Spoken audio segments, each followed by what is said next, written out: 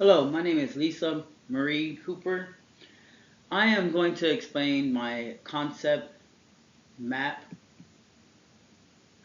that I made here. Um, First and foremost, I wanted to explain that by developing and organizing this concept map, it helped with my thoughts for my speech and laying it out. It reminded me of mind mapping or brainstorming, when we used to write papers. So it really did help. The first one would be like, well, the center of it is humility. James 4:7 is to submit to God, resist the devil, and he will flee.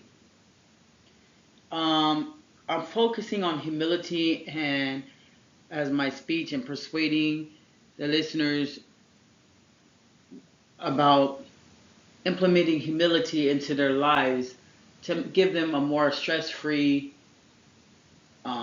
easier life. And so the first one would be the definition of the humility would be like do nothing of selfish ambition or vain conceit, rather in humility value others as yourselves. Different types of forms of humility would be the social humility, which is putting others first. Um, Another form of humility would be a cultural humility, respecting and valuing different backgrounds and perspectives. My third one would be intellectual, you know, such as Gandhi or so. You can admit you don't know it all. Be open to learning new things and other perspectives from others. Um, then the impact of humility on relationships. It would make you humble, and a humble person can blend all forms of humility together for a better outcome for society or for a group of people. Um, Humility, honestly, in the back end, it's really a balance of faith and balance. It's all about balance. Faith can provide a solid foundation for understanding self-worth and purpose. So, like I said before, this concept map really did help with the organization of my ideas and so forth.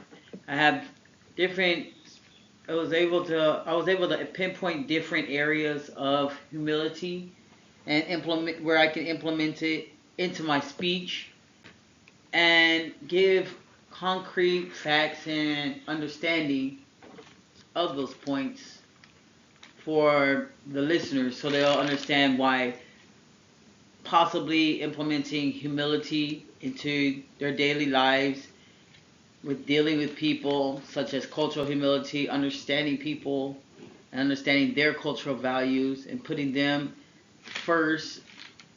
Well, not to say first, but humbling yourself, knowing yourself enough to show that their perspective is also valued. Humility is also, I have here where it would be more like a personal humility, where learning how to give all, surrendering to God, giving your whole heart to your higher power, and letting them pick up the load and handling life. So you can just relax and take life as it comes and learn how not to just rush, rush, rush and have to get everything done.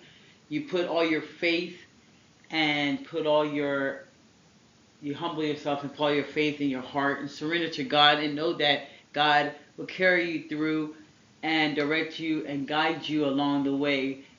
In a sense, that's what we were made for if you are a believer, for to lean on God. So with that, I'm showing these different standpoints so possibly the listeners or the audience could understand that with having humility, you can have a lot more freedom. You're not bound to the earthly, fleshly ways of this life and the way that the world makes us feel that we have to be. You can enjoy life as it comes, give joy and peace to others, and learn to appreciate everybody, even if they're different from us. Okay, thank you.